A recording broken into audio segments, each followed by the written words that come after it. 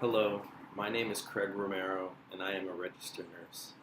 When I begin my shift at work, the previously assigned charge nurse will gather the ongoing nursing staff and provide a detailed overview of each of the patient that is present on the unit. After that is completed, the previously assigned nurse will give me any details of what may have occurred that previous shift, and at this time give us the recommendation of the plan of care for that assigned patient.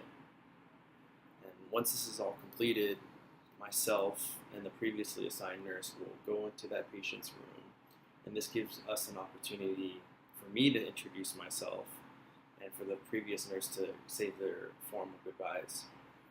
Now, what I just demonstrated and talked to you about so far, these are all examples of communication at a workplace. Effective communication is necessary for any workplace. Nurses can be assigned multiple patients who have multiple tasks that which may be needed to be completed at a certain time.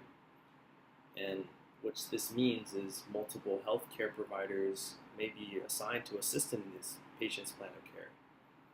So that may mean the nurse, myself, would have to call to coordinate with the phlebotomist to draw certain blood works for labs that are maybe needed at this time, or notify a physical therapy or speech therapist to coordinate times what is appropriate time to work with our patient.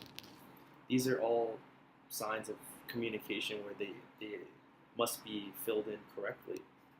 Communication is what safely guides the patient's plan of care, and I believe as nurses, we are viewed as the leaders who must coordinate the plan of care.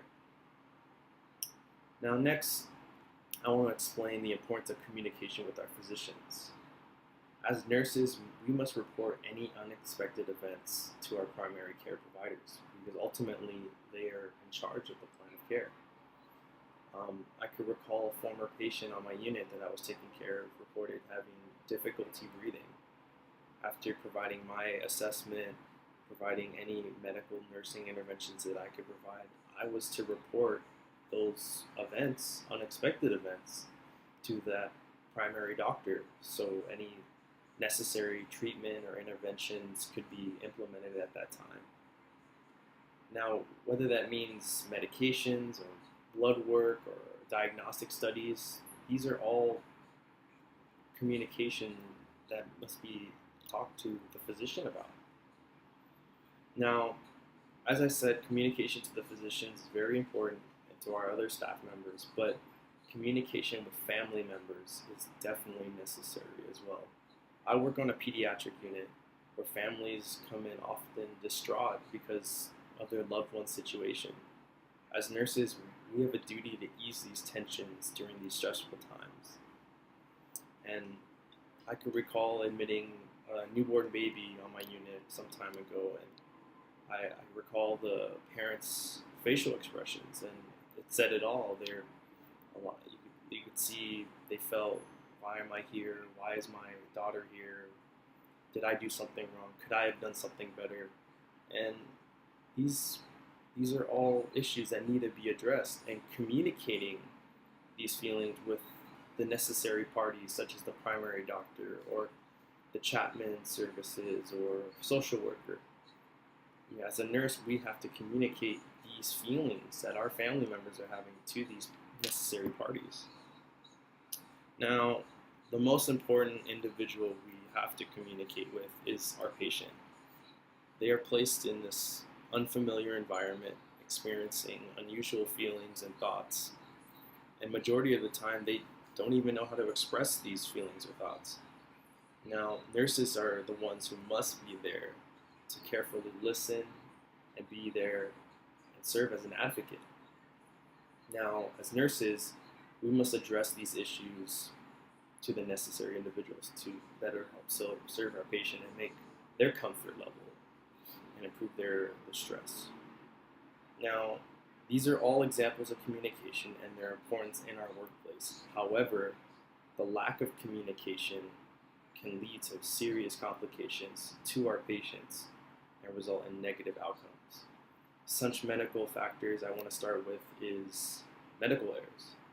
If a physician orders a medication with a particular dose to be administered to our patient, the pharmacy must be notified so they can prepare this medication for this patient.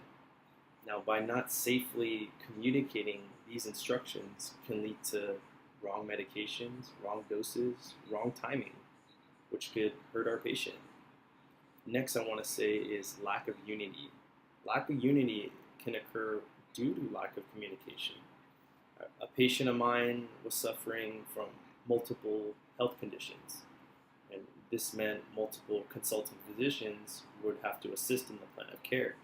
But each doctor would have to wanted to perform certain testing, certain procedures. However, if these doctors do not consult with one another, how do they not know if the planned treatment they wanted to do would conflict with the other MD's recommendations?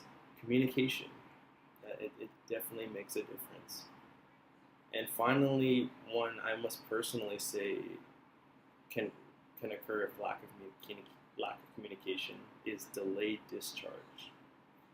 Lack of uniformity of care prolongs a patient's stay in the hospital. And our job is to get them out so they don't have to be there. They could live their life the way they should be.